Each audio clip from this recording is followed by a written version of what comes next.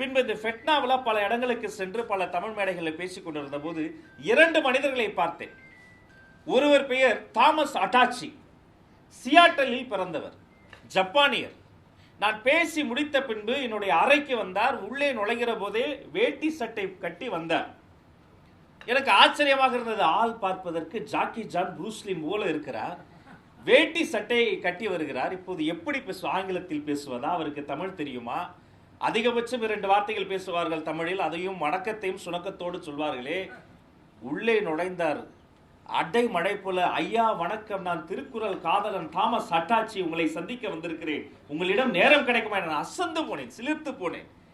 நீங்கள் ஜப்பானியர், எப்படி இப்படி நல்ல தமிழ் பேசுறீங்கன்னு அவர் சொன்னாரு. திருக்குறள் என்ற ஒரு புத்தகத்தின் மொழிபெயர்ப்பை முதலில் படித்தேன். பின்பு அந்த திருக்குறள் மொழிபெயர்ப்பை ஏன் நமது மொழியிலேயே நான் செய்யக்கூடாது என்று அதை நான் மொழிபெயர்ப்பு செய்ய தொடங்கினேன். சில பல ஆண்டுகள் சென்றது. இப்போது நான் பாதி தமிழன் ஆகிவிட்டேன். சுத்த தமிழில் பேசி என்னிடம் கை குலுக்கினார்.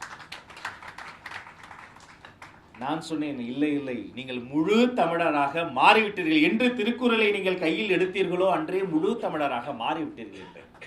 இன்னொரு அம்மா, அந்த அம்மா, அவங்க அம்மா பேரு கோயா. அவங்க ஒரு முறை மதுரைக்கு வந்திருக்கிறாங்க. இந்தியாவுக்கு வந்தபோது, மதுரைக்கு வந்தபோது இங்கு மதுரையில் இருக்கக்கூடிய இசை கருவிகளை பார்த்திருக்கிறாங்க. தவில், நாதஸ்வரம், பறை எல்லாம் பார்த்து அவர்களுக்கு பெரிய ஆச்சரியம். பின்பு அதை கற்றுக்கொள்வதற்காக இங்கு இருக்கக்கூடிய கலைஞர்களை சென்று சேர்ந்து அவர்களிடம் பேசியிருக்கிறாங்க. அப்ப அந்த கலைஞர்கள் தமிழ்ல தான் பேசுறாங்க என்பதால் தமிழ் கற்க தொடங்கி இருக்கிறாங்க. தவில், நாதஸ்வரம், பறை கற்றுக்கொள்ள ஆசைப்பட்டு, அதை கற்றுக்கொள்வதற்காக தமிழ் கற்றுக்கொள்ள ஆசைப்பட்டு என்னிடம் தூய தமிழில் அரை மணி நேரம் பேசினார். பறையை விட்டு விடாதீர்கள், உலகம் முழுக்க கொண்டு சேர்க்க வேண்டும் என்று ஒரு அமெரிக்க பெண்மணி என்னிடம் பேசினார். அதையெல்லாம் சிந்தித்துக் கொண்டே அண்ணனை சந்தித்ததும் சிந்தித்ததும் என் நெஞ்சில் நிழலாட விமான ஊர்த்தியில் திரும்பி வந்து கொண்டிருந்த போது நான் நினைத்து பார்த்தேன். என்னுடைய உதவியாளர் என்னுடைய அலைபேசியில் அனுப்பியிருந்தார். அந்த மின்னஞ்சலை திறந்து பார்த்தேன். மறைமலை அடிகளாரினுடைய நாளன்று காலையில் அவருடைய இல்லத்திற்கே சென்று மலர் மாலை சூட வேண்டும், மாலையில் நம்முடைய நூலகத்தில் ஒரு விழா இருக்கிறது, பங்கெடுக்க வேண்டும் என்று குறிப்பிட்டிருந்தார். அப்போது நினைத்து கொண்டேன், மறைமலை அடிகளார் மறையவில்லை. தாமஸ் அட்டாச்சி மூலமாக, கோயா மூலமாக உலகெங்கும் தமிழ் காதலராக மாறிக்கொண்டிருக்கக்கூடிய ஒவ்வொரு மனிதனின் மூச்சு காற்றிலும் அடிகளார் வாழ்ந்து கொண்டே இருக்கிறார் என்பதை நான் நினைத்து கொண்டேன். என் அறைக்கே வந்தார்கள், அழைத்தார்கள். நான் அடுத்த முறை நீங்கள் வரவே வேண்டாம், ஒரு அலைபேசி போதும், ஓடோடி வந்து நிற்பேன், இது கடமை என்று சொன்னேன். கடமை மட்டுமல்ல, இது கடன், நன்றி கடன். அவருக்கு எங்களுடைய தலைமுறை செய்ய வேண்டிய நன்றி கடன். அண்ணன் வைகோ அவர்களுக்கு ஒரு செய்தியை சொல்ல வேண்டும். அவர் எங்களுடைய ஆக சிறந்த பேச்சாளர் என்று ஒரு பட்டியல் போட்டால் அந்த பட்டியலில் இருக்கக்கூடிய முதல் பேச்சாளர் இருப்பார் பாருங்க. அந்த முதல் பேச்சாளருக்கான பல்கலைக்கழகமாக இவர் இருப்பார், பாட புத்தகமாக இருப்பார். அந்த பேச்சுகள் எல்லாத்தையும் நாங்கள் இன்னைக்கு வலைதளத்தில் காணொலி காட்சிகளை காணொலிகளாக, கேட்பொலிகளாக நாங்கள் பார்ப்பதுண்டு, கேட்பதுண்டு. எனது அறைக்கு வந்த மறுமலர்ச்சி திராவிட முன்னேற்ற கழக தோழர்கள் எனக்கு ஒரு புத்தகத்தை பரிசீலித்தார்கள். அதை புத்தகம்னு சொல்ல முடியாது, ஒரு தலையணை அளவிற்கு அத்தனை பெரிய புத்தகம். சிறையில் பூத்த மலர்கள். ஒரு மனிதன் இத்தனை பெரிய புத்தகத்தை எழுதியிருக்கிறார் என்றால் எத்தனை நாட்கள் சிறையில் இருந்திருப்பார், அதற்கு பின்னால் எத்தனை பெரிய அனுபவம். தனது வாழ்நாளில் பாதையை சிறைக்கு எழுதி கொடுத்த செம்மல் ஒரு தமிழ் காதலர் நம்மிடையே வாழ்ந்து கொண்டிருக்கிறார். அவர்களிடம் அந்த புத்தகத்தை வாங்கி அந்த நூலை என்னுடைய தனி நூலகத்திற்கு நான் அழைத்து சென்றேன். வாசித்துக் கொண்டிருக்கிறேன். வாசித்து முடித்த அண்ணனிடம் அதை பற்றி விரிவாக பேசுவேன். எங்களுடைய முதல் அலைபேசி அழைப்பே அவருக்கு எதுவுமே கேட்கல. நான் ஒரு அமைச்சர்.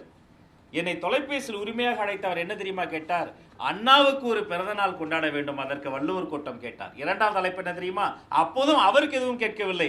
நமது சின்னஞ்சிறுவன், நம்முடைய தமிழ்ச்செல்வன் லிடிய நாதஸ்வரம் சிம்பொனி இசையமைத்து திரும்ப வருகிறான், ஒரு அரசு மரியாதை கொடுக்க கூடாதா என்று தமிழுக்காக, தமிழர்களுக்காக தொடர்ந்து கேட்டுக்கொண்டே இருக்கக்கூடிய ஒரு தூய தமிழ் பற்றாளர் அண்ணன். அவருக்கு பதிலுக்கு நான் ஒரே ஒரு பரிசு சொல்லணும்னு நினைக்கிறேன். அது ஒன்றல்ல, 2. பரிசு 1, என்னிடம் ஒரு அரிய மிக முக்கியமான ஒரு நிழற்படம் கிடைத்தது. அது தந்தை பெரியார் முன்னால் அண்ணன் வைகோ பேசிக் கொண்டிருக்கிறார். அதே காந்த குரல் அந்த புகைப்படத்தில் எதிரொலிக்கிறது எனக்கு. அதே நிலவை போன்ற தெளிவான ஒரு முகம், நிமிர்ந்த ஒரு உருவம், ஒரு சிங்கம் கர்ஜிப்பதை போல நின்று கொண்டிருக்கிறார். தந்தை பெரியார் அந்த சிங்கத்தின் கர்ஜையை ரசித்துக் கொண்டிருக்கிறார்.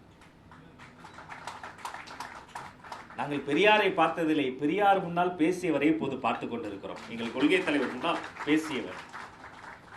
இன்னொரு புகைப்படம், அந்த புகைப்படம் தென்னாட்டு பெர்னாட்ஷா பேரறிஞர் அண்ணா அவர்கள் இருக்கிறார். அண்ணாவுக்கு முன்னால் அண்ணாவின் தம்பியாக அண்ணன் வைகோ பேசிக் கொண்டிருக்கிறார். இந்த 2 புகைப்படங்களையும் பார்த்த பிறகு நான் அந்த தோழர்களிடம் சொன்னேன், உடனடியாக எனது அதிகாரிகளை அழைத்து இந்த புகைப்படத்தை கொடுங்கள். காஞ்சிபுரத்தில் அறிஞர் அண்ணா அவர்களினுடைய பிறந்த வீட்டை ஒரு நினைவு இல்லமாக, ஒரு கலையும் தமிழும் கொஞ்சி விளையாடும் ஒரு காட்சியகமாக வைத்திருக்கிறோமே, இந்த புகைப்படங்களை அண்ணா பிறந்த வீட்டில் நிரந்தரமாக வைப்பதற்காக கட்டளையிடுகிறேன் என்று நான் சொல்லிவிட்டேன்.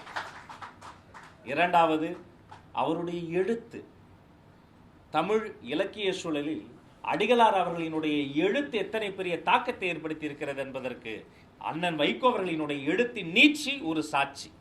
அந்த எழுத்து தொடர்ச்சியாக வந்து கொண்டிருக்கக்கூடிய சங்குலி இதை போல தமிழ்நாடு முழுக்க இருக்கக்கூடிய அனைத்து நூலகத்திலும் இனி சங்குலி ஓங்கி ஒலிக்கும் என்பதையும் அவருக்கு இந்த நேரத்தில் நான் சொல்லி, அடிகளாரை குறித்து பேசிக் கொண்டிருப்பதற்கு நாளும் நேரமும் போதாது. அவரை வாழ்த்தி பேச, ஆய்வு செய்து பேச, அற்புதமாக கட்டுரை எழுதி வந்திருக்க ஆய்வாளர்களுக்கும், எனக்காக என்னை முந்தி பேச அனுமதித்த என்னுடைய முன்னோடி அண்ணன் வைகோ அவர்களுக்கு என்னுடைய நேரத்தையும் சேர்த்து வணங்கி கொடுத்து, உங்கள் அத்தனை பேருக்கும் நல்லதே நடக்கட்டும், நலமையை சொல்லட்டும் என்று நன்றி பாராட்டி விடைபெற்று செல்கிறேன். நன்றி, வணக்கம். பிளே ஸ்டோர் மற்றும் ஆப் ஸ்டோரில் இருந்து பாலிமர் செயலியை QR கோடு மூலம் பதிவிறக்கம் செய்யுங்கள். செய்திகளை உடனுக்குடன் பெறுங்கள்.